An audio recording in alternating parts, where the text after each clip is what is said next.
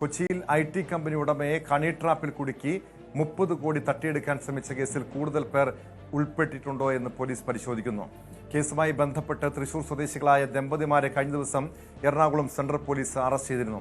വലപ്പാട് സ്വദേശി കൃഷ്ണദേവും ഭാര്യ ശ്വേതയുമാണ് പിടിയിലായത്. വ്യവസായിയുടെ സ്ഥാപനത്തിലെ ജോലിക്കാരിയായിരുന്നു ശ്വേത.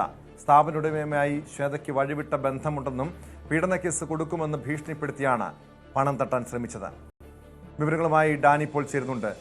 ഡാനി, ഇതൊരു ഹണി ട്രാപ്പിൽ കുടുക്കി ലക്ഷങ്ങളൊക്കെ തട്ടിയെടുത്ത കേസുകൾ നമ്മൾ കേട്ടിട്ടുണ്ട്. പക്ഷെ ഇവിടെ 30 കോടി രൂപ തട്ടിയെടുക്കാൻ ശ്രമം നടക്കുന്നു. അവിടെ ഭാര്യയും ഭർത്താവുമാണ് പിടിയിലായിരിക്കുന്നത്. ഇതിനു മുൻപ് സമാനമായ രീതിയിൽ ആരെങ്കിലും കബളിപ്പിച്ചിട്ടുള്ള, സമാനമായ രീതിയിൽ ഹണി ട്രാപ്പിൽ കുടുക്കി പണം തട്ടിയിട്ടുള്ള വ്യക്തികളാണ് ഇവർ.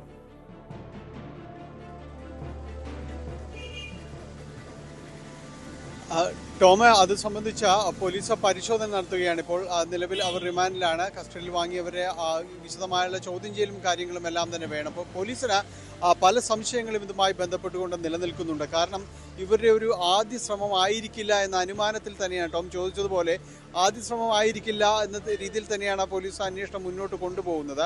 ഇവരെ മൊബൈൽ ഫോണും അതോടൊപ്പം തന്നെ കമ്പ്യൂട്ടറും അടക്കമുള്ള കാര്യങ്ങളെല്ലാം തന്നെ വിശദമായി പരിശോധിച്ചു വരികയാണ്.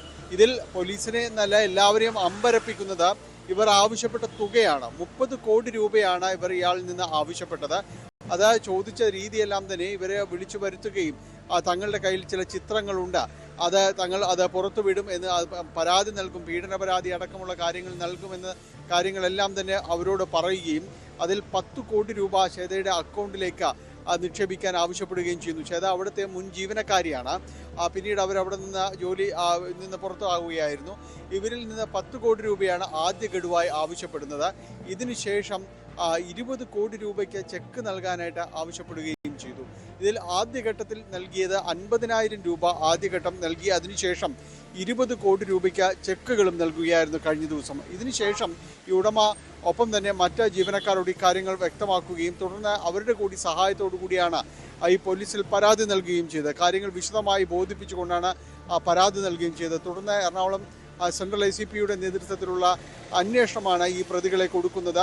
ഈ ചെക്ക് ഇവർ കൈപ്പറ്റി തിരികെ വരുമ്പോൾ തന്നെയാണ് പോലീസ് ഇവരെ പിടികൂടുകയും മറ്റ് നടപടികളിലേക്ക് കടക്കുകയും ചെയ്യുന്നത്. ഏതായാലും ഇവരെ പോലീസ് അറസ്റ്റ് രേഖപ്പെടുത്തുകയും പിന്നീട് ഇപ്പോൾ റിമാൻഡ് ചെയ്യുകയും ചെയ്തിരുന്നു. പോലീസ് അന്വേഷിക്കുന്നത് ഇവർക്ക് ആരുടെയെങ്കിലും സഹായമുണ്ടോ, കൂടുതൽ പേർ ഇതിൽ ഉൾപ്പെട്ടിട്ടുണ്ടോ എന്നതടക്കമുള്ള സംശയങ്ങൾ നിലനിൽക്കുന്നു. അത് ഈ തുക വലിയ രീതിയിലൊരു തുക ആവശ്യപ്പെടുകയും ചെയ്യുന്നു. എന്താണ് ഇതിൻ്റെ സാങ്കത്യം എന്നത് സംബന്ധിയായ കാര്യങ്ങളിൽ കുറെ കൂടി അന്വേഷണം നടത്താനുണ്ട് എന്ന് തന്നെയാണ് പോലീസ് വ്യക്തമാക്കുകയും ചെയ്യുന്നത്. ഈ തുക ആവശ്യപ്പെടുന്നു, ഇത് ഈ രീതിയിലേക്ക് അക്കൗണ്ടിലേക്ക് നിക്ഷേപിക്കാൻ പറയുന്നു. അപ്പോൾ ഇവർക്ക് മറ്റാരുടെയെങ്കിലും പ്രേരണ ഇത്തരം കാര്യങ്ങളിലുണ്ടോ, ഈ ഗൂഢാലോചനയിൽ ആർക്കെങ്കിലും പങ്കാളിത്തമുണ്ടോ എന്നതടക്കമുള്ള കാര്യങ്ങൾ പരിശോധിക്കുന്നതോടൊപ്പം തന്നെയാണ് ഈ ദമ്പതികൾ ഇതിനു മുൻപ് മറ്റാരെങ്കിലും ഇതുപോലെയുള്ള ഈ വിഷയങ്ങളിൽ പെടുത്തി പണം വാങ്ങിയിട്ടുണ്ടോ എന്നതടക്കം പരിശോധിച്ച് വരികയാണ്. തൃശൂർ സ്വദേശികളാണ് 2 പേരും. എന്തായാലും അവിടെ ഏതെങ്കിലും രീതിയിലുള്ള കേസുകൾ നിലനിൽക്കുന്നുണ്ടോ എന്നതടക്കമുള്ള കാര്യങ്ങളും പോലീസ് അന്വേഷിച്ച് വരികയാണ്. ടോം.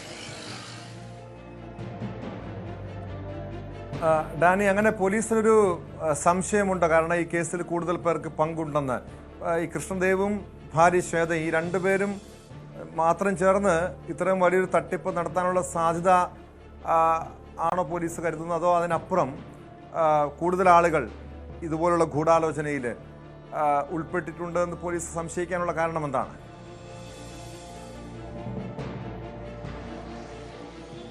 പോലീസ് പറയുന്നത് ഇത്തരം കാര്യങ്ങൾക്ക്, കാരണം ഇവർ ചില ചിത്രങ്ങൾ നിർമ്മിച്ചു എന്നതടക്കമുള്ള കാര്യങ്ങൾ പറയുന്നുണ്ട്.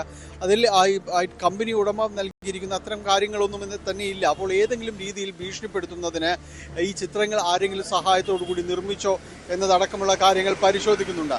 ആ ഒരു ഘട്ടത്തിലാണ് ഇവർക്ക് മറ്റാരുടെയെങ്കിലും സഹായം ഏതെങ്കിലും രീതിയിൽ ലഭിച്ചിട്ടുണ്ടോ എന്നത് പരിശോധിക്കുകയും ചെയ്യുന്നത്. ഒപ്പം ഇത്രയും വലിയ തുക എന്തുകൊണ്ടാണ് ഇത്രയും വലിയ തുക ആവശ്യപ്പെട്ടുകൊണ്ട് അയാളിൽ നിന്ന് പിരിക്കുന്നത്? കാരണം നമ്മൾ പോലും ഇത് പലപ്പോഴും വാർത്തകൾ റിപ്പോർട്ട് ചെയ്യുമ്പോൾ ഇങ്ങനെയൊരു ഭീമമായ തുകയ്ക്ക് വിലപേശൽ നടത്തുക, ഈ രീതിയിലേക്ക് കാര്യങ്ങൾ കൊണ്ടുപോവുക എങ്കിൽ എന്താണ് അതിൻ്റെ ഒരു അടിസ്ഥാനം? അപ്പോൾ അത്രയും കണ്ട ഇവർ ഇയാളെ ഭീഷണിപ്പെടുത്തിയിട്ടുണ്ട്, ഇവരുടെ കയ്യിൽ പല ചിത്രങ്ങളും ഉണ്ട് എന്നതടക്കമുള്ള കാര്യങ്ങൾ പറഞ്ഞിട്ടുണ്ട്. എന്നാൽ കമ്പനി ഉടമ അതെല്ലാം തന്നെ നിഷേധിക്കുന്നു. അങ്ങനെയല്ല സംഭവം എന്ന് പറയുകയും ചെയ്യുന്നു. അപ്പോൾ ഇവർ ഭീഷണിപ്പെടുത്താൻ പര്യാപ്തമായ രീതിയിൽ അവർക്ക് ഏതെങ്കിലും രീതിയിലുള്ള കാര്യങ്ങൾ ഉണ്ടെങ്കിൽ അത് കൃത്രിമമായി നിർമ്മിച്ചതാകാം.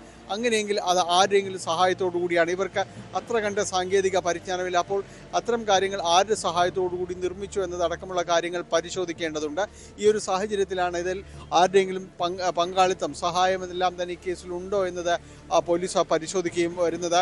അതുമാത്രവുമല്ല, ഈ ഒരു വലിയ കമ്പനി ഈ രീതിയിലേക്ക് അപകീർത്തിപ്പെടുത്തുന്ന രീതിയിലേക്ക് കാര്യങ്ങൾ കൊണ്ടുപോകണമെങ്കിൽ അതിന് മറ്റ് ഏതെങ്കിലും കാരണങ്ങളുണ്ടോ, അതിന് ആരുടെയെങ്കിലും പ്രേരണ ഇതിൽ ഉണ്ടായിട്ടുണ്ടോ എന്നതുകൂടി പോലീസ് പരിശോധിക്കുകയാണ്. ഏതായാലും ഈ കേസ് സംബന്ധിയായ കാര്യങ്ങൾ ഇപ്പോൾ റിമാൻഡിലുള്ള പ്രതികളെ കസ്റ്റഡിയിലേക്ക് ചോദ്യം ചെയ്യുമ്പോഴാണ് വിവരങ്ങൾ നൽകിയത്. കൊച്ചിയില് വ്യവസായിയെ ഹണി ട്രാപ്പിൽ കുടുക്കി 30 കോടി രൂപ തട്ടിയെടുക്കാൻ ശ്രമിച്ച കേസിലാണ് ദമ്പതികൾ അറസ്റ്റിലായത്.